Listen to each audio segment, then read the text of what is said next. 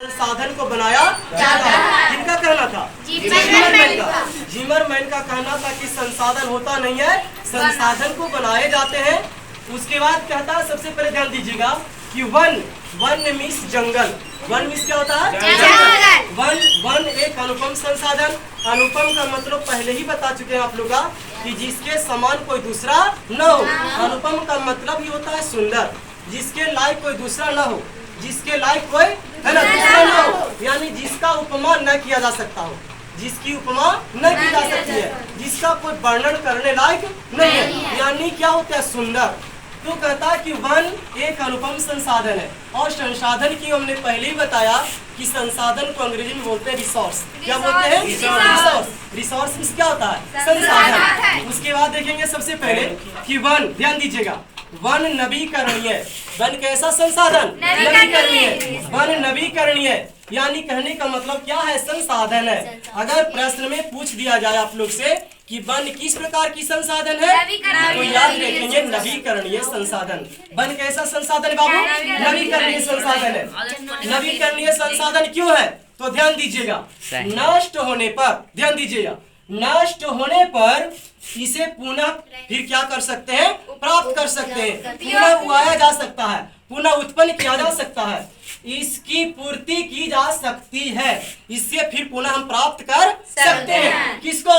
नवीकरणीय संसाधन को। जबकि ठीक इसके विपरीत जाएंगे तो एक आता है अनवीकरणीय संसाधन। क्या आते हैं? अनवीकरणीय संसाधन। तो अनवीकरणीय संसाधन इसका ठीक उल्टा होता है, जो उपयोग कर लेंगे लेकिन पुनः फिर दोबारा कभी उत्पन्न नहीं होता है, वो अनवीकरणीय संसाधन आएंगे। लेकिन इसमें क्या है? वन नवीकरणीय पूर्व संसाधन है, नष्ट होने पर इसे पुनः उगाया जा सकता है और इसकी पूर्ति भी की जा सकती है। वनों से हमारा संबंध, जो वनों से हमारा रिलेशन है, जिस प्रकार से हमारे माता पिता का रिलेशन है ना, गुरु शिष्य का रिलेशन, भाई भाई का रिलेशन, जिसे बोलते हैं क्या? संबंध। क्या बोलते हैं? संबंध। तो उसी प्रकार वनों से हमारा संबंध, हम लोगों का भी संबंध, हमारे पूर्वज का भी संबंध, जो भी हमारे इस धरातल पर जो मनुष्य जन्म लिए वो सब का संबंध किससे हुआ है?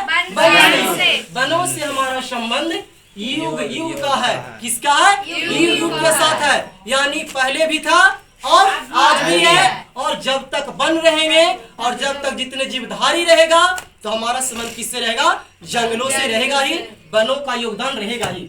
तो संबंध युग युग का है। इसके बाद ध्यान दीजिए बाबू, हमारी प्राचीन सभ्यता, प्राचीन मतलब क्या बताए? पुराना। हमारी पुरानी सभ्यता और संस्कृति का विकास किससे हुआ है? वनों में ही हुआ।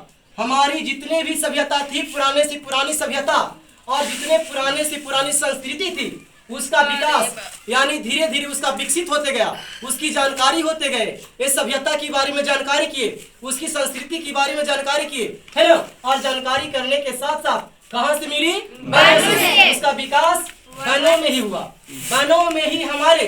और वन का तो कभी छूटा ही नहीं है। वन का योगदान जब तक इंसान धरातल पर जन्म तक से लेकर मृत्यु तक रहेगा, तब तक उसका संबंध किसके साथ रहेगा? वन से रहेगा। तो वनों में ही हमारे ऋषि मुनियों ने तपस्या की और चिंतन भी किया और उसके साथ मनन भी किया। ध्यान दीजिएगा, कहता है क्या कि वनों में ही हमारे ऋषि मुनियों ने तपस्या की और चिंतन किया, तपस्या के साथ अपने बारे में और दूसरे के बारे में और वन के बारे में भी जानकारी की, क्योंकि वन में अनेक प्रकार की शिक्षा ग्रहण की जाती थी। पहले शिक्षा ग्रहण करने का तरीका क्या था? जंगलों में। आज ना हम लोग जैसे घरों में, मकानों में पढ़ने के लिए आज जितने सुविधाएं मिली हुई है, उतने आज विद्यार्थी क्या होते जा रहे हैं? सुख सुविधा को लेकर पढ़ने में चौपट होते जा रहे हैं। पहले लोग शिक्षा ग्रहण करने के लिए कहीं भी ऋषि महात्मा के पास शिक्षा ग्रहण करने जाते थे, जंगलों में जाते थे और वहां जाकर गुरु, है ना, गुरु से शिक्षा ग्रहण करते थे और शिक्षा के रूप में क्या? उनके गुरु दक्षिणा देते थे, है ना, जो बनता था गुरु दक्षिणा देते थे। उनकी जब शिक्षा पूरी की जाती थी तो उनको फिर वहां से आश्रम और कुटिया से गुरु क्या कर देते थे? विदा कर देते थे और उन्हें अपना घर भेज दिया करते थे। लेकिन वह को वो जो शिक्षा ग्रहण की जाती थी कहाँ? जंगल में। लेकिन आज क्या है? आज जितने भी फैशन हो गई, घर में, मकान में एयर कूलर, है ना, यानी बहुत प्रकार की सुविधाएं होती चली गई। जितनी सुविधाएं हुआ उतनी ही आज पढ़ाई क्या होती गई, चौपट होते गए विद्यार्थी, और आप और हम उस पर अमल नहीं कर रहे हैं। कहता वनों में ही हमारे ऋषि मुनियों ने तपस्या किया, मेहनत किया, है ना, और उसके साथ चिंतन भी किया और मनन भी किया। और जैसे ऋषि मुनि की बात कीजिएगा, ऋषि मुनि ने जैसे तुलसीदास, महर्षि वाल्मीकि, है ना, उसी प्रकार से आप लोग का नाम सुने होंगे भी, जो कहने का मतलब विदोत्मा, है ना, जिनके पति का क्या नाम था, है ना, तुलसीदास के साथ साथ कबीरदास थे, बहुत सारे ऋषि महात्मा थे जो जंगल में जाकर के, है ना, तपस्या किया है, घोर तपस्या किया है, और तपस्या के साथ साथ क्या मिली उनको, उनके एवज में ज्ञान मिला। क्या मिला? जैसे गौतम बुद्ध की बात करें तो गौतम बुद्ध के बारे में अगर जानकारी करना होगा तो उन्होंने भी जंगलों में तपस्या किया, है ना।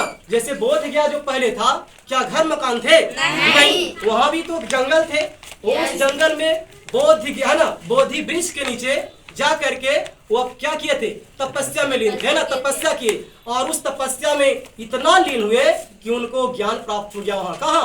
बोध गया में, है ना। और इसलिए पहले उसका नाम मैंने पहले ही बताया था कि उस स्थान को बुद्ध गया पहले नाम था। उस स्थान का नाम पहले क्या था? बुद्ध गया। और लेकिन जब लोग उसे बोलते गए तब बोलते बोलते बिगाड़ते बिगाड़ते भाषा में लोग उस स्थान को नाम क्या रख दिए? बोध गया।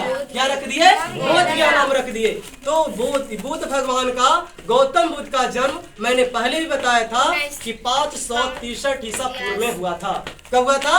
563 ईसा पूर्व में। और वो एक दुबले पतले भी व्यक्ति थे, और ऋषि महात्माओं की तरह वो भी ऋषि महात्मा ही थे, और उन्होंने बहुत ऋषियों में से, ऋषियों का ऋषि भी उन्हें कहा जाता है, ज्योतिपुंज के नाम से भी जानते हैं उन्हें, ठीक है ना।